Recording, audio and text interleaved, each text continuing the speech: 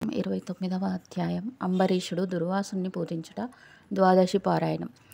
అత్రి మహాముని అగస్త్యుల వారితో ఈ విధంగా సుదర్శన చక్రము అంబరీషునకు అభయమిచ్చి ఉభయులను రక్షించి భక్తకోటికి దర్శనమిచ్చి అంతర్ధానమైన మైనము చెప్పి తిరిగి ఇట్లు నడవ ప్రారంభించెను.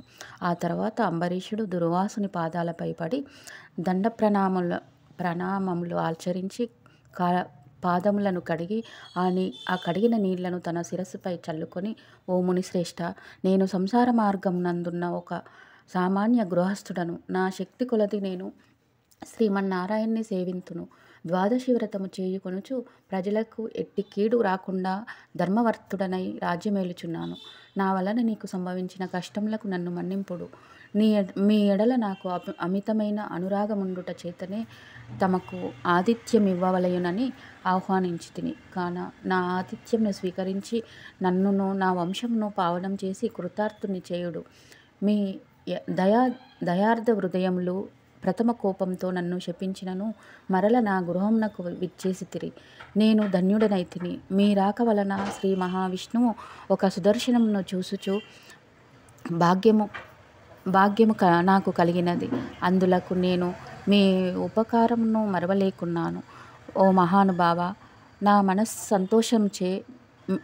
సంతోషంచే మమ్మిట్లు స్తుతింపవలయునో నా నోట పలుకులు రాకున్నవి.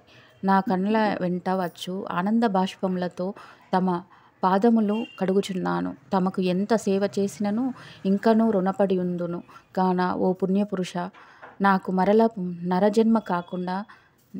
నరజన్మ రాకుండా ఉండేటట్లును సదా మీ బోటి మునిశ్రేష్ఠుల యందును ఆ శ్రీమన్నారాయణు యందు మనసు గలవాడనై ఉండునట్లు నన్ను ఆశీర్వదించుడని ప్రార్థించి సహపంక్తితో భోజనమునకు దయచేయుమని ఆహ్వానించెను.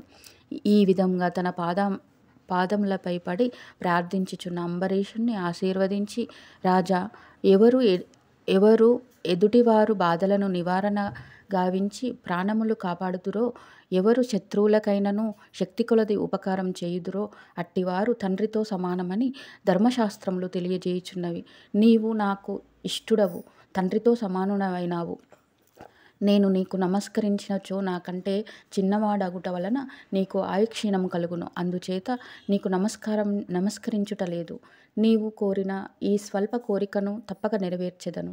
పవిత్ర ఏకాదశి వ్రతనిష్టయగు నీకు మనస్తాపమును కలగజేసి అందులకు వెంటనే నేను తగిన ప్రాయశ్చిత్తమును అనుభవించితిని. నాకు సంభవించిన విపత్తును తొలగించుటకు నీవే దిక్కైతివి. నీతో భోజనం చేయుట నా భాగ్యం గాక మరొకటి అగునా అని దుర్వాస మహాముని పలికి, అంబరీషుని అభిష్టం ప్రకారం పంచభక్ష పరమాన్నములతో సంతృప్తిగా వింద ఆరగించి అతనిని భక్తి కడుంగు ప్రశంసించి అంబరీషుని దీవించి సెలవు పొంది తన ఆశ్రమమునకు వెళ్ళెను. ఈ వృత్తాంతమంతయు కార్తీక శుద్ధ ద్వాదశి దినమందున జరిగినది. కాన ఓ అగస్త్య మహాముని, ద్వాదశ వ్రత ప్రభావం ఎంతటి మహత్యము కలదో గ్రహించితివి గదా. ఆ దినమున విష్ణువుకి క్షీరసాగరమందున శేషశయ్యంపై నుంచి లేచి ప్రసన్న మనస్కుడై ఉండును. కనుకనే ఆ రోజున అంతటి శ్రేష్టతయు మహిమయు కలిగినది. ఆ దినమున చేసిన పుణ్యము ఇతర దినములలో పంచదానములు చేసినంత ఫలము పొందుదురు. ఏ మనుజుడు కార్తీక శుద్ధ ఏకాదశి రోజున ఉపవాసముండి పగలెల్ల హరినామస్మరణ కీర్తనచే గడిపి ఆ రాత్రంతయు పారాయణం చదువుతూ లేక వింటూ జాగరణ చేసి ఆ మరునాడు అనగా ద్వాదశి నాడు తన శక్తి కొలది శ్రీమన్నారాయణ ప్రీతి కొరకు దానములిచ్చి బ్రాహ్మణులతో కూడిన భోజనం చేయునో అట్టివానికి సర్వపాపములు ఈ వ్రత ప్రభావం వలన పటాపంచలైపోవును. ద్వాదశి దినమున శ్రీమన్నారాయణకు ప్రీతికరమైన దినము కనుక ఆనాడు ద్వాదశి గడియలు తక్కువగా ఉన్నను ఆ గడియలు దాటకుండానే భుజించవలెను. ఎవరికైతే వైకుంఠంలో స్థిర నివాసం ఏర్పరచుకొని ఉండాలని కోరిక ఉండునో అట్టివారు ఏకాదశి వ్రతము ద్వాదశి వ్రతము రెండును చేయవలెను.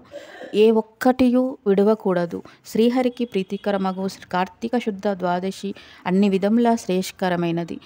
దాని ఫలితం గురించి ఎంత మాత్రమూ సంశయించకూడదు. మర్రి చెట్టు విత్తనము చాలా చిన్నది అయినను అదే గొప్ప వృక్షమై ఈ విధంగా కార్తీక మాసంలో నియమానుసారంగా చేసిన ఏ కొంచెము పుణ్యంనైనను అది అవసాన కాలమున యమదూతల పాలు కానివ్వక కాపాడును.